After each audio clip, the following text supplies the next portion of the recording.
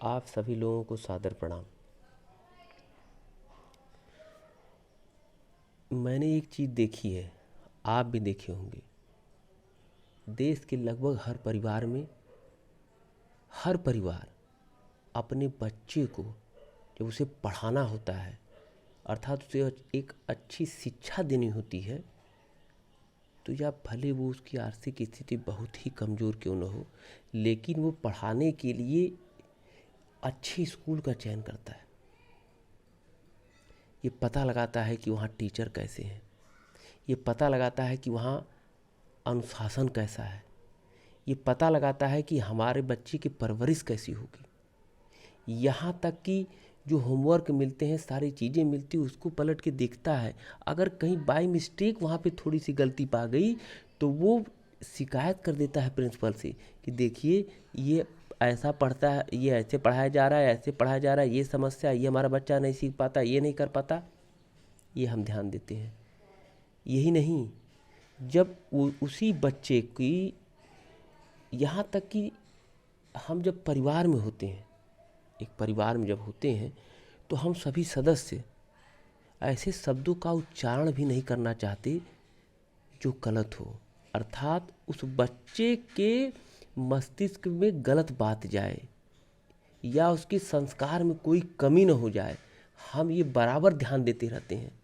यही नहीं, जब वो बच्चा थोड़ा बड़ा हो जाता है, हम तो जब उसकी शादी करने की बात आती है तो हम क्या करते हैं कि लड़की के कुल का पता लगाते हैं, लड़की कैसी है, लड़की के माता पिता कैसे हैं, लड़की के परिवार के आस पास का रिश्ता कैसा है, उसके रिश्तेदारों के प्रति क्या उसकी आचरण है।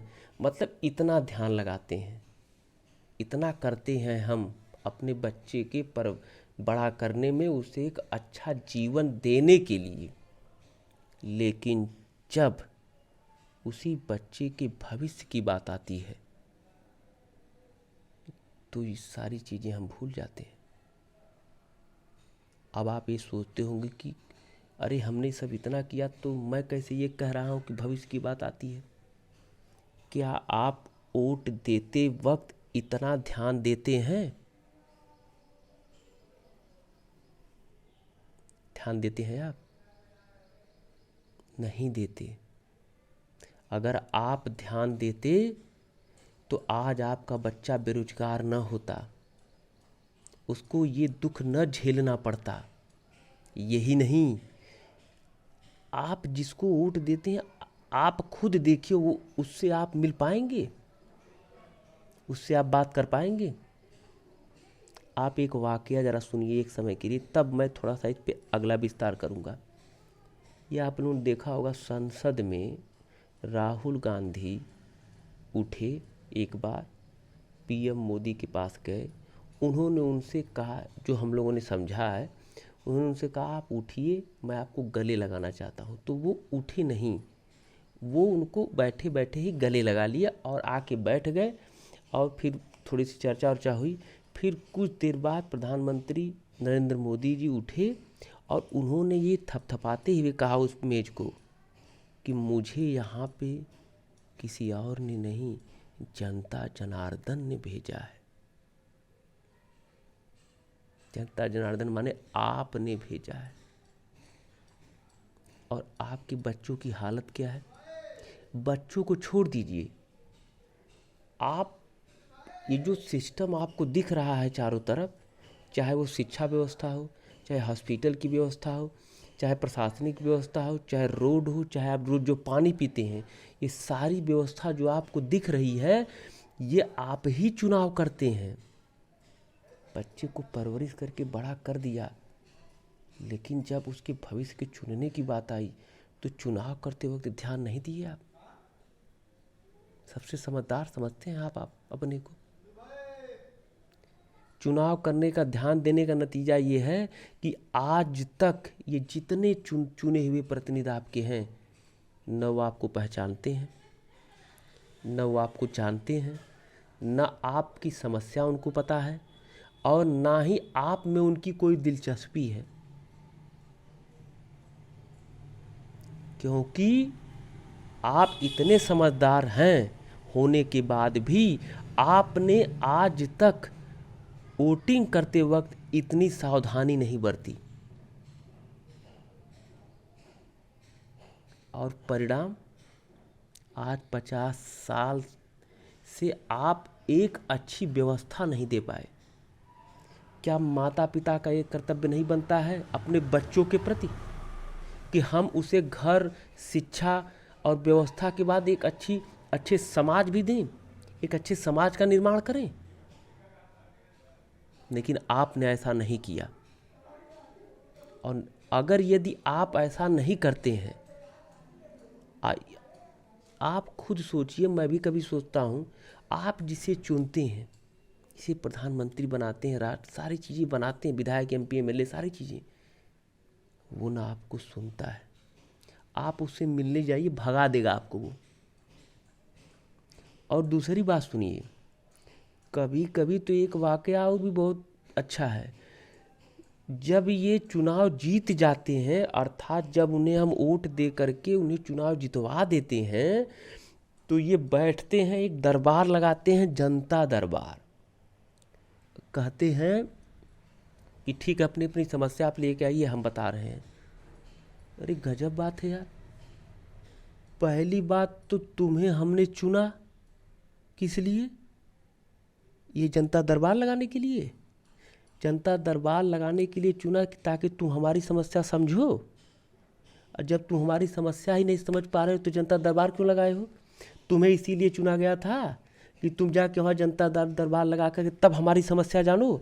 जब तुम्हें हमारी समस्या का ज्ञान ही नहीं है तो तुम जनता दरबार लगा कर कौन सी समस्या सॉल्व कर लोगे हमारी? हमारा चुनाव ही गलत होता है कि जो आदमी हमारी समस्या ही न जाने उसे हम बैठा देते हैं उस जगह पे, और फिर वो हमें बुला के हमसे कहता है कि बताइए आपकी समस्या क्या है। अरे जब तुम समस्या ही नहीं जान पाए तो तुम्हें हमने कैसे वोट दे दिया, कैसे जिता दिया हमने तुम्हें? लेकिन सबसे बड़ी दुख की बात है, इस सब बात होने के बाद भी आज इतने दिन होने के बाद भी हम इस बात को नहीं समझते।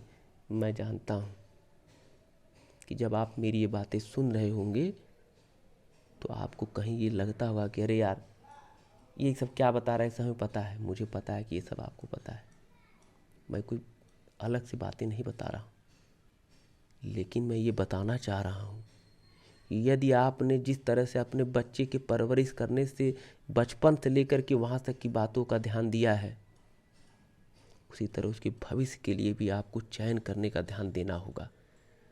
और ये एक परिवार के लिए ही नहीं, एक राष्ट्र के लिए भी बहुत महत्वपूर्ण है आपका चुनाव। आप खुद लोगों को चुने, उनको एहसास कराएं कि हमने आपका चुनाव किया और हमारी समस्या जो है 50 साल से बिजली पानी घर पे ही अटकी हुई है, इससे आगे जा ही नहीं पाई। इससे हमें आगे बढ़ना होगा, अपने लिए नहीं, अपने आने वाली पीढ़ी के लिए। हमें जो मिला, हमको जो चीज़ें प्राप्त हुई, हमने उसे स्वीकार कर लिया।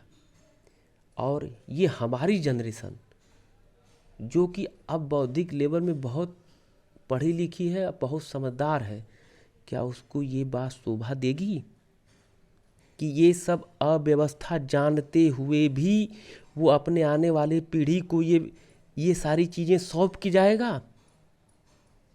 नहीं। जब हम अपने बच्चे की इतनी परवरिश पे ध्यान देते हैं तो हमारा ये धर्म बनता है कि उसको हम एक ऐसी व्यवस्था भी दें जहाँ कि वो एक अच्छी ज़िंदगी जी सके। मैं अपनी बातें यहीं समाप्त करता हूँ, फिर मैं आप लोगों से दूसरी नेक्स्ट वीडियो में मिलूँगा। लेकिन आप लोगों को एक अपने दिल की बातें बताना चाहता हूँ कि जब आप लोग हमारा वीडियो देखते हैं, जैसे उसमें देखने की चीज़ें बढ़ती जाती हैं, तो मुझे बड़ी प्रसन्नता होती है।